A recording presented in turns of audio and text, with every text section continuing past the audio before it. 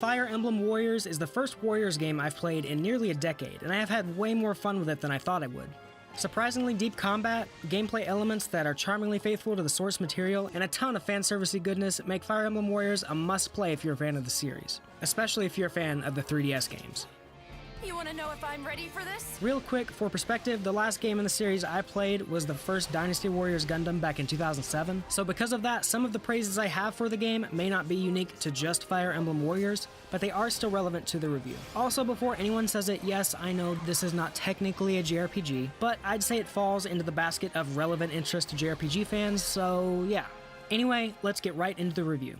For the uninitiated, the core gameplay of a Warriors game consists of hacking and slashing through hundreds of thousands of enemies in a huge and satisfying fashion, while at the same time capturing forts and completing different objectives that pop up during the mission.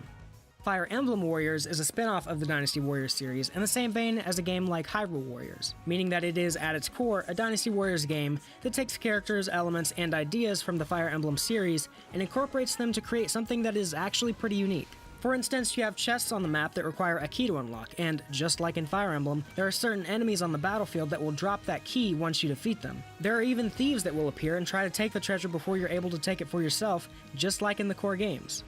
And of course, it wouldn't be a Fire Emblem game without the classic weapon triangle, right?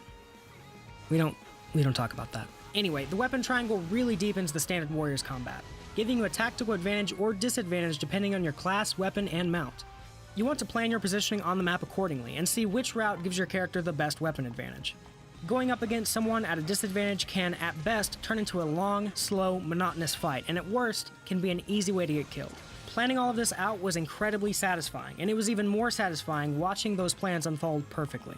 You've also got level up screens, support conversations, unit pair-ups, and even permadeath if you so choose. Though the latter I really don't recommend, as these missions have a lot going on and it is very easy to forget about a unit, especially when the AI isn't the best. And on that note, while you can command your other units to move to certain areas or to attack or defend a position, more often than not I would be attacking a fort commander while my teammates were just standing there doing nothing, even if I had commanded them to attack the exact same target. This didn't really affect the gameplay in a major way, but it was a minor annoyance. In general, combat starts off feeling somewhat shallow. But as I played, the true depth of the combat became more apparent. By default, there is a light attack, a heavy attack, and a power move, and by the end of the campaign, I ended up unlocking multiple combos, another power move, and critical attacks.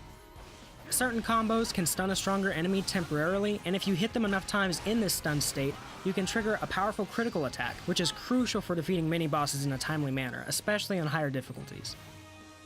The combat is made even more engaging by the heart-pumping heavy metal music soundtrack, which some might find cheesy, but I absolutely adore. Hearing the classic Fire Emblem theme being shredded on an electric guitar while I shredded through a mound of enemies left me ending each mission with the biggest smile on my face.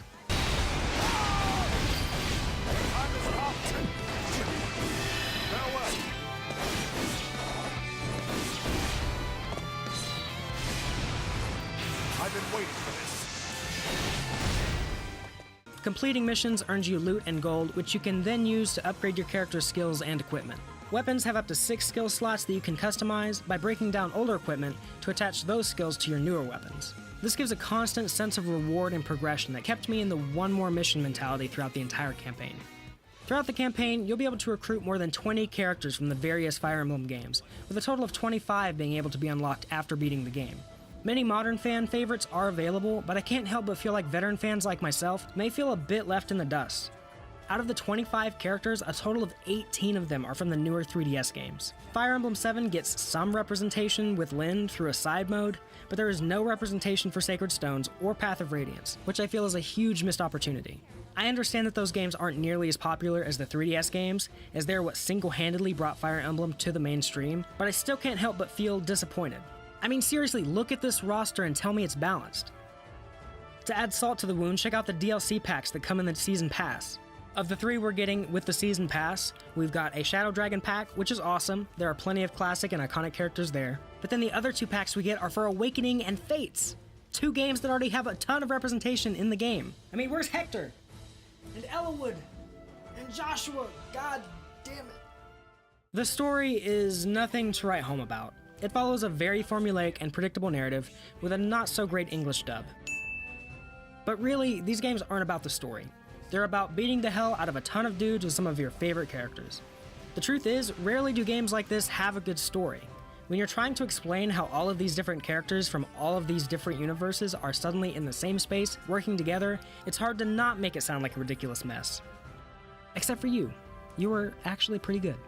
So if you're looking for a great story out of Fire Emblem Warriors, you'll want to look elsewhere. Most Warriors games aren't exactly known for their cutting-edge graphics, and Fire Emblem Warriors is certainly no different. While not an outright bad-looking game, you definitely won't be blown away by what's on display here. One thing I did appreciate, however, was how developers Omega Force and Team Ninja gives the player the choice between two modes, quality and performance. Quality gives you a higher resolution with a capped 30 FPS, often dipping well below once there are a lot of characters on screen, while the performance mode aims for a locked 60 FPS at the cost of a noticeably lower resolution. This was my preferred way to play, as a high frame rate can work wonders on a low resolution game, especially one as fast-paced as this. If you're craving more carnage after the 21-chapter campaign wraps up, there's also History Mode to sink your teeth into. This mode allows you to replay famous scenarios from past games in the series and is some of the toughest content in the game. With restrictions like deploying with only swords, or no mounts, or short time limits, your skills will definitely be put to the test. Luckily, the rewards are well worth it, as this is a great way to farm Master Seals, weapons, and is how you unlock the secret characters in the game. History Mode is fantastic for people who just can't stop playing after the credits roll, and is something I absolutely see myself coming back to. Overall, Fire Emblem Warriors really exceeded my expectations. The surprisingly engaging combat and callbacks to the series I've loved since I was in grade school kept me hooked from beginning to end. While the roster may be unbalanced, there was enough here for even a casual fan of the 3DS titles like me to appreciate. If you're a Fire Emblem fan who cut their teeth on Awakening on 3DS, who also enjoys the Warriors gameplay, or who has never even played a Warriors game, no question about it, this is a must-play.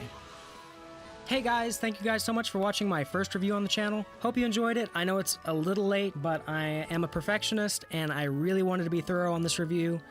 And I'm sure there's still some things that I left out, but I hope you guys enjoyed the video. If you did, be sure to give it a like and all that good stuff. If you have any questions about the game, be sure to let me know in the comments down below. As with anything I do here on the channel, it's all a learning experience, it's all growth, it's all improvement. So if there's any critiques or anything you have about the review or the review style, go ahead and let me know in the comments down below, or let me know privately, either way. Anyway, that's it for me guys. Thank you again so much for watching. I hope you all have a great day, and I will catch you guys in the next video.